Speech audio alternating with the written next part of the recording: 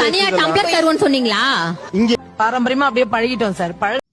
என் வீட்டில் வேலை செய்யும் பணிப்பெண்களுக்கு எங்கள் வீட்டில் பயன்படுத்தும் தட்டுகளில் நாங்கள் உணவளிக்காமல் என்னுடைய பணிப்பெண்களுக்கு வேறு ஒரு தட்டில் சாப்பாடு அளிப்பேன் அப்படிங்கிறாங்க.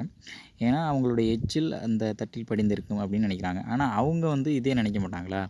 உங்கள் எச்சில் அவங்க கரங்களை வச்சு கழுவி அந்த கையை வாஷ் பண்ணிவிட்டு திரும்பி வேறு தட்டில் சாப்பிடும்போது அவங்களுக்கு அந்த கூச்ச சுபாவம் இருக்காது அப்படின்னு எப்படின்னு நினைக்கிறீங்க? அவங்க உங்களை மாதிரி அவங்களும் அதே மாதிரி நினச்சிருந்தா இந்த மாதிரி வேலைக்கு அவங்க வந்திருக்க வேண்டியதே இல்லை.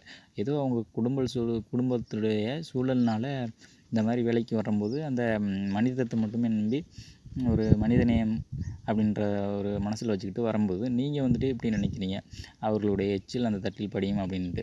உங்களுடைய எச்சிலை அவர்கள் வாஷ் பண்ணி அந்த கரங்களை வச்சு அவங்க சாப்பிடும்போது கூட அந்த கூச்சம் இல்லாமல் அவங்க சாப்பிடும் பொழுது உங்களுக்கு இந்த மனப்பாங்கு மனசில் ஒரு வேறுபாடு ஏற்படுதுன்னா, உங்களுடைய வேலைகளை நீங்களே வச்சு உங்களுடைய குடும்பத்தினர்களும் இல்லை நீங்களே உங்களுடைய வேலைகளை உங்கள் பிளேட்டுகளை எல்லாத்தையும் செஞ்சுக்கலாமே, கழுவிக்கலாமே.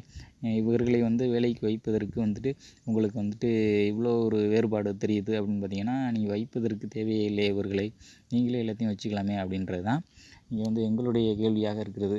இந்த வேற்றுமை இருக்கும் முறையில் ஒரு பணிப்பெண்ணை வேற்றுமையாக தான் பார்க்குறீங்கன்னா, அந்த எண்ணங்கள் அப்படி இருக்கும் பொழுது உங்களுக்கு எப்படி இந்த மாதிரி பணிப்பெண்களை வேலைக்கு வைப்பதற்கு உங்களுக்கு தோணுது? உங்களுடைய வேலைகளை நீங்களே வச்சு செஞ்சுக்கலாமே.